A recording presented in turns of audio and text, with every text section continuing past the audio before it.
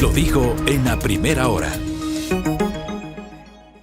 Muy bien, seguimos aquí en la primera hora por Armónica FM y las plataformas digitales de Primera Plana. Como siempre, gracias a nuestra generosa audiencia por la sintonía, por los aportes permanentes, por el acompañamiento, por las críticas también constructivas. Ya saben que las críticas constructivas siempre nuestro saludo, nuestra salutación. A los insultadores ni la salutación, ni la salutación. Ayer tuvimos un debate aquí interesante con nuestros invitados, con Julio José Prado y con Inti Gronever sobre el tema de estas diferencias respecto del contenido del acuerdo comercial entre Ecuador y China.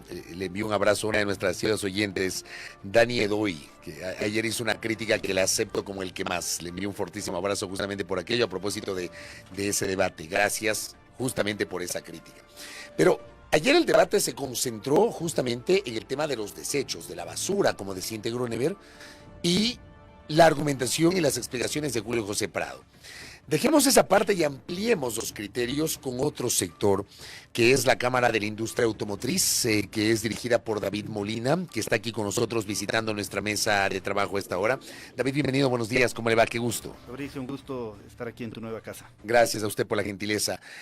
¿Cuál es la postura del sector que usted representa? Primero explíquele a la audiencia cuál es ese sector, porque tenemos la AEADE, que es un sector, pero usted representa otro sector que es la Cámara de la Industria Automotriz. ¿Cuál es ese sector? Sí, gracias. Nosotros somos la Cámara de la Industria Automotriz Ecuatoriana y representamos básicamente al sector industrial automotriz, es decir, O sea, los camiones. Las plantas ensambladoras de vehículos, las plantas ensambladoras de vehículos y las empresas fabricantes de autopartes. Luego, no obviamente, es a los vehículos, sino a las ensambladoras. A las ensambladoras. Luego están los comercializadores de vehículos y luego la cadena logística, digamos, que son los camiones, buses. Perfecto, para entender un poquito a qué sector representa. El sector usted representa, ¿cómo mira justamente este debate que se ha armado en torno a la expectativa de que la Asamblea Nacional pueda o no ratificar el acuerdo comercial entre Ecuador y China? Bueno, yo creo que los debates que se están dando ahora dan muestra o de alguna manera ponen en evidencia de que este acuerdo comercial no fue ampliamente debatido desde un principio. Nosotros lo advertimos desde hace más de un año, cuando empezaban este proceso de negociación. Nosotros decíamos que era relevante establecer una discusión seria sobre la pertinencia de este acuerdo, sobre el alcance de este acuerdo, y de alguna manera las discusiones que se han generado en estos últimos días de alguna manera ponen en evidencia aquello, es decir, no fue ampliamente debatido. Le voy a poner un caso. Nosotros siempre criticamos que este acuerdo comercial no incluía elementos claves de un proceso de negociación, es decir, no incluye una mesa ambiental. Yo creo que gran parte de las discusiones que tuvieron ayer aquí en este espacio se dan porque este acuerdo comercial no enfoca los aspectos ambientales. No hay un capítulo de medio ambiente. Tampoco enfoca en los temas laborales. Es decir, no hay un capítulo de laboral. No enfoca los temas de transparencia en la información que tiene que tener las partes en los procesos de comercialización. Y aquí viene un tema que es fundamental, Fabricio, que creo yo que es el elemento clave de esto. Este acuerdo comercial plantea que China es un competidor leal. Y China no es un competidor leal. Es decir, China... O sea, plantea en el papel... Exacto, es decir, plantea en el papel... Pero en la práctica no lo es. En la práctica no lo es. ¿Por qué no lo es? A ver, China tiene serios problemas. A ver, China es un país que no juega a las reglas del mercado. Y estamos firmando un acuerdo de libre comercio. La competencia es buena. La competencia es muy buena.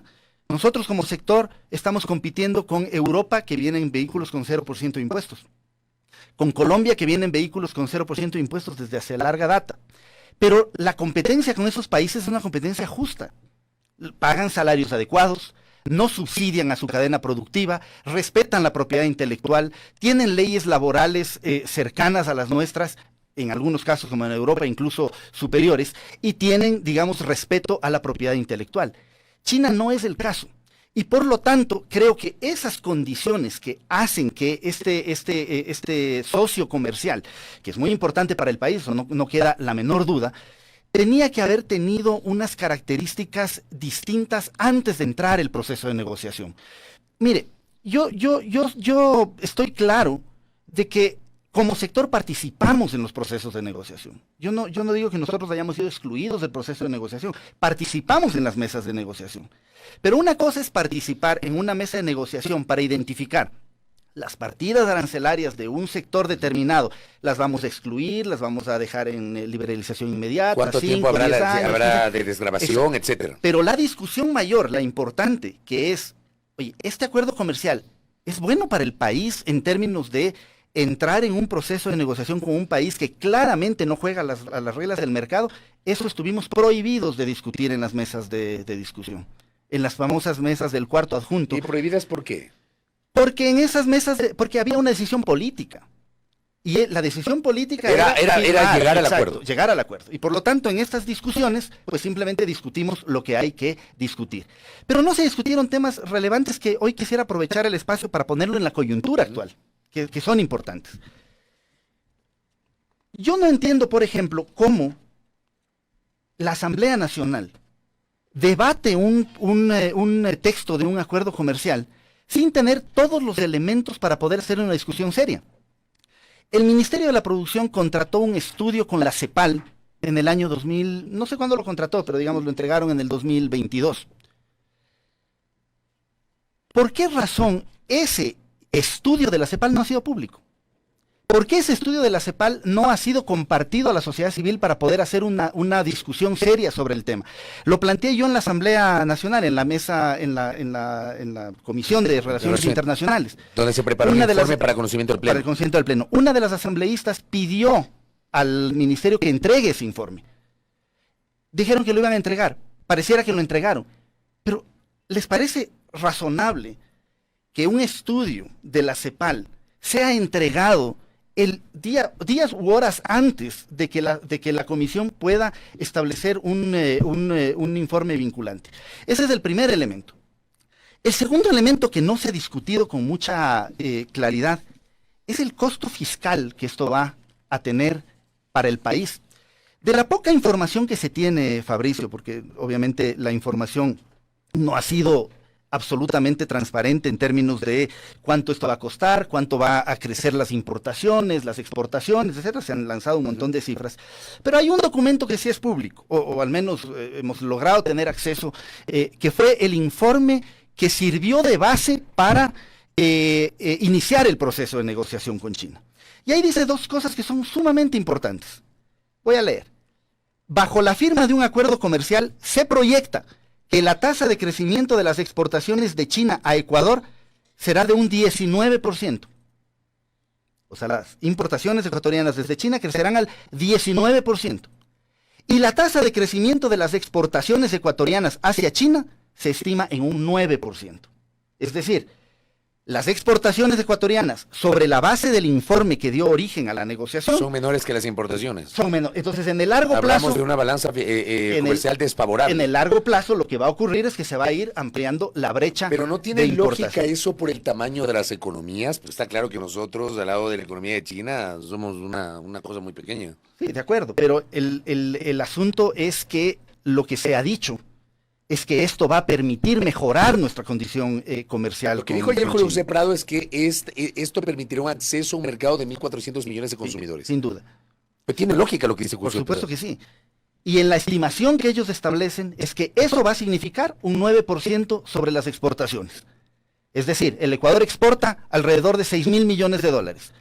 Vamos a crecer, según este informe del propio ministerio, en un 9%, pongámosle el 10, son 600 millones de dólares. Pero las importaciones que vienen de China también son alrededor de 6.000 millones, un poco menos, 5.600, 5.700 millones. Pero van a crecer al 20%. Lo que hoy ingresa al Ecuador. Lo que hoy ingresa al Ecuador. Ahora bien, esas importaciones que hoy ingresan al país en los procesos de desgravación, el propio informe del Ministerio, o del Ministerio de Finanzas, no sé quién emitió el informe, determina que el costo fiscal a lo largo de todo el proceso de desgravación del acuerdo comercial será de 562 millones de dólares. 562 millones de dólares. No hay cifras de cuánto, o al menos no hay cifras oficiales de cuánto representará eso en el primer año de aplicación del acuerdo. Nosotros hemos calculado en 180 millones de dólares del primer año. ¿Qué significa el costo fiscal, David? implica que al entrar en vigencia el acuerdo comercial, el Estado se obliga a reducir los aranceles o los impuestos y deja de recaudar recursos. Entonces le voy a poner un dato. Ayer en el Expreso, en el diario Expreso, el ministro de Finanzas, Juan Carlos Vega, dice en el titular, el plan B, si es que no logran los votos para la reforma tributaria de los 3 puntos del IVA, será revisar los aranceles de importación. Es decir, bueno, utilizar la política comercial subiendo aranceles, eso lo dice el ministro. Pues habrá que decirle entonces al gobierno que eso es incompatible con la puesta en vigencia de un acuerdo comercial con China.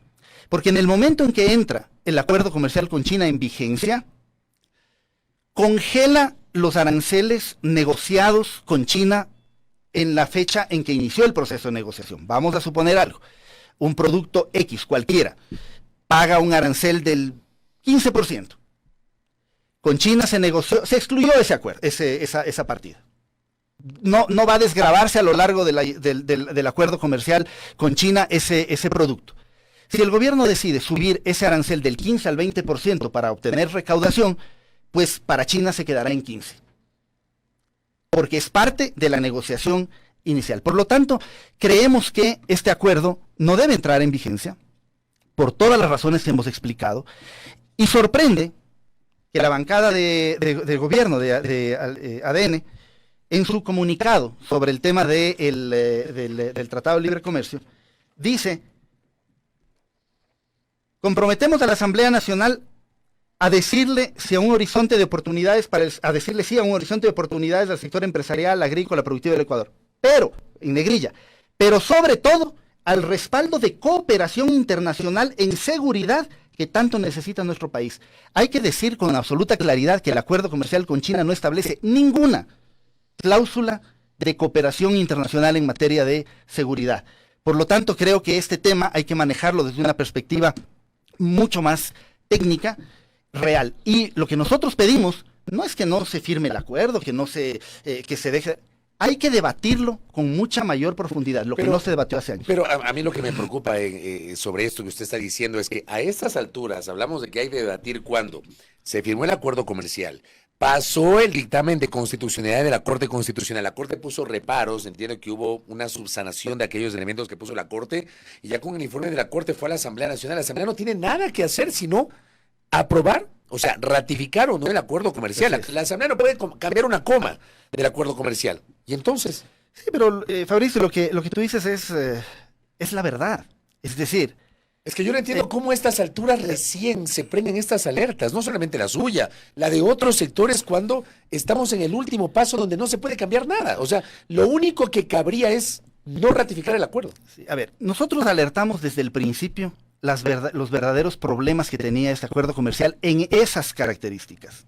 Nosotros advertimos, vamos a abrir un acuerdo comercial con un país que no cumple, que subsidia a su cadena productiva. Son empresas estatales las que fabrican los productos manufactureros en China. Pagan salarios más bajos que en el Ecuador. No respetan propiedad intelectual. Hagamos una discusión seria sobre eso, temas ambientales, laborales, etcétera.